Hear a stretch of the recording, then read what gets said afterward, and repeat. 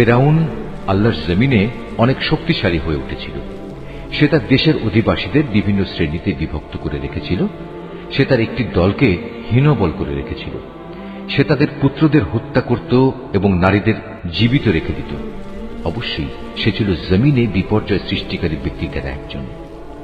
ফেরাউনের এসব নিপীড়নের মোকাবেলায় আমি সে জমিনে যাদের হীনবল করে রাখা হয়েছিল তাদের উপর কিছুটা অনুগ্রহ করতে এবং ফেরাউনের সেবা দাস থেকে উঠিয়ে তাদের দেশের নেতা বানিয়ে দিতে চাইলাম।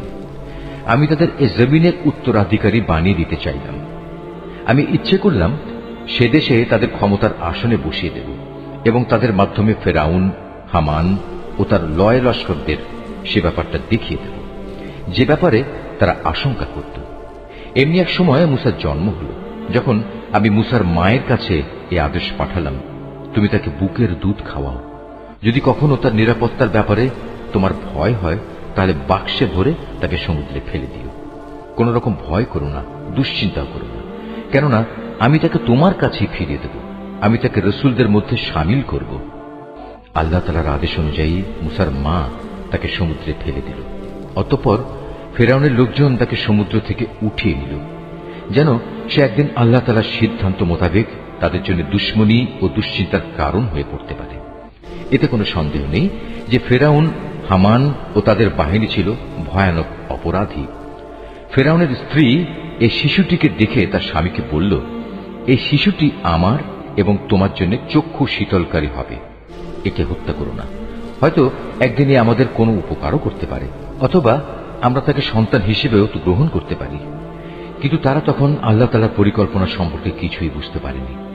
ওদিকে মুসার মায়ের মন অস্থির হয়ে পড়ছিল। আমার প্রতি আস্থাশীল থাকার জন্য যদি আমি তার মনকে দৃঢ় না করে দিতাম, তাহলে সে তো দুশ্মনের কাছে তার খবর প্রকাশ করেই দিচ্ছিল। সে মুসার বোনকে বলল, তুমি সাগরের পাড় ধরে এর পেছন পেছন যাও। কথানুযায়ী সে তাকে দূর থেকে এমন ভাবে পর্যবেক্ষণ করতে থাকল যে ফেরাউনের লোকেরা টেরও করতে পারল না। ওদিকে আগে থেকেই আমি তার উপর ধাত্রীদের স্তনের দুধ খাওয়ানো বন্ধ করে রেখেছিলাম। এই অবস্থা দেখে সে বোনটি বলল, আমি কি তোমাদের এমন একটি পরিবারের নাম ঠিকানা বলে দেব যারা তোমাদের জন্য একে লালন পালন করবে, সাথে সাথে তারা এর শুভানুধ্যায়ীও হবে। আমি তাকে আবার তার মায়ের কোলে ফিরিয়ে আনলাম, যাতে করে নিজের সন্তানকে দেখে তার চোখ ঠান্ডা হয়ে যায় এবং সে কোন রকম দুঃখ না পায়। সে এ কথাটাও ভালো করে জেনে নিতে পারে আল্লাহ তাআলার ওয়াদা সত্য, যদিও অধিকাংশ লোক এটা জানে না।